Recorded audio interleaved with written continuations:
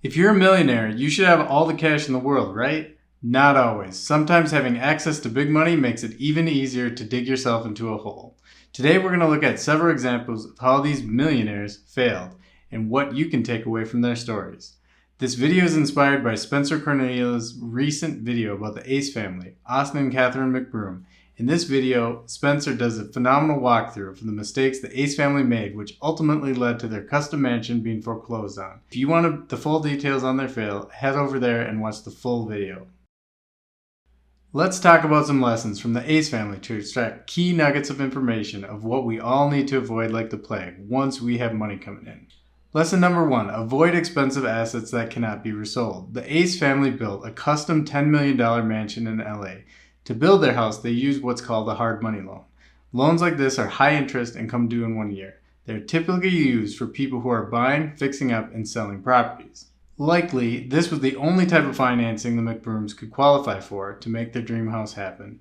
That alone should be a warning sign. If you can only make a project happen with a really expensive money, should you be doing it? Most likely not. Expensive loans only make sense if you're doing some sort of project that's going to make money.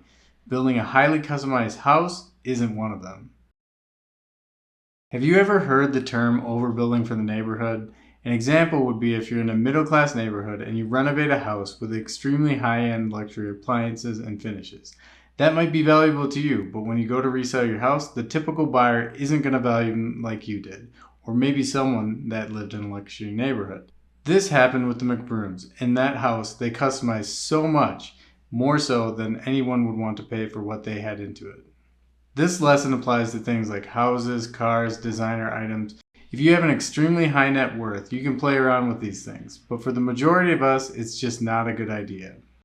Lesson number 2, put an operating agreement into place when starting a business. Catherine McBroom has a cosmetics line that she started by partnering with an existing cosmetics development company. She and the partner company invested in the new business, with Catherine owning a 62% stake in the brand. Upon launch of the company, they had $1 million in sales in 30 minutes, and they were projected to have $60 million in sales by the end of 2021. How could she possibly mess up that company? Well, she did, fighting with her partner in the company. All she was supposed to do was promote the products while the partner company would make and deliver the goods to the end consumer. Catherine cut off the partner's access to the GoDaddy and the Shopify accounts, crippling the company. Why would she do this? She got greedy and wanted to put her family connections in charge of producing and fulfilling the products. This is where a strong operating agreement becomes important. When starting a company, each side has to be clear on the roles and responsibilities.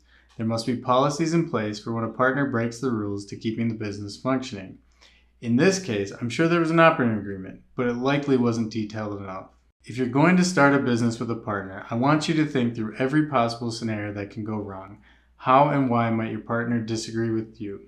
How will you resolve these scenarios? I get it. When starting a business, we're all optimistic, but it pays to think through these uncomfortable and unfortunate situations when you're just getting started. Lesson number 3, overextending yourself with expenses and debt. It's just a no-brainer to spend less money than you make, and you'll never get yourself into trouble, period. Why can such a simple rule be so difficult for so many people? Well, it's extremely hard to lower your standard of living. What I mean by that is if you could eat out at a nice restaurant every day of your life and then suddenly needed to eat PB&J sandwiches 6 nights of the week and could only eat out 1 night of the week, how are you going to feel? You're having something nice being taken away from you. It stings. It's going to be hard. But now what if I said you were a person who eats PB&J sandwiches 7 nights a week and you got a raise and now you could eat out 1 night a week? How would you feel? Great, because your standard of living went up. The key to this principle is as you earn more money, try not to raise your standard of living too dramatically. This is easy to say, but difficult to do in practice. Because if you are learning to live like you make $40,000 a year, and when you start making $100,000 a year, you keep living that same lifestyle, you'll never be caught in a pinch for money. Lesson number 4, only buy on speculation when you have reserves. Speculation is when you purchase an asset hoping that it's going to appreciate. This is how investors and business people make money.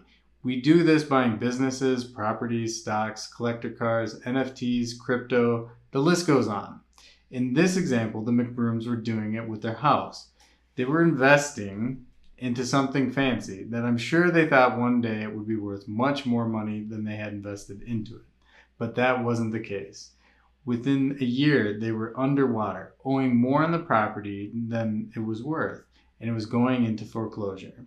If you haven't heard this term before, foreclosure is the legal process in which a lender attempts to recover the balance of a loan from a borrower who stopped making payments to the lender by forcing the sale of the asset used as collateral for the loan.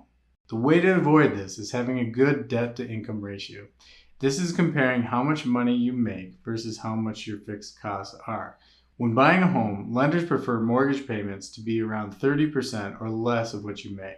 So if you make $3,000 a month, that means you can afford a mortgage of about $1,000. They prefer to be on the conservative side to allow you not to get into trouble. If you are interested in this as a topic on how to buy income property, my video on house hacking goes into much more detail of mortgage costs and rental income.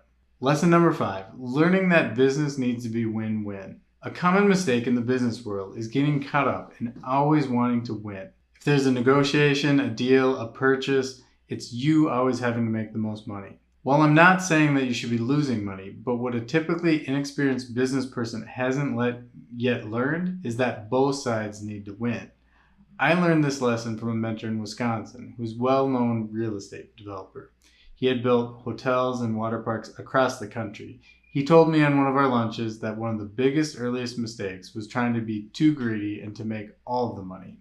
Partner companies need to make profit too. That's why they're all in business, to make money. If you want to find long-term partners who bring you deals and are good to work with, do you think they'll be happy if every deal you're trying to make absolutely as much money as possible from them?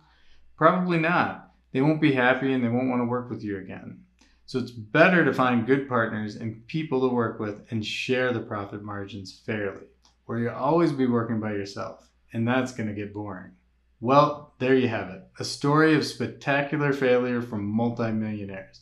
The good news is that we all learned a good set of lessons of what not to do and how not to get our homes foreclosed on. If you liked what you learned today and you want to hear more about entrepreneurship, make sure to like, subscribe, and ring the bell to be the first to know when a new video drops. I'll see you in the next vid. Ciao!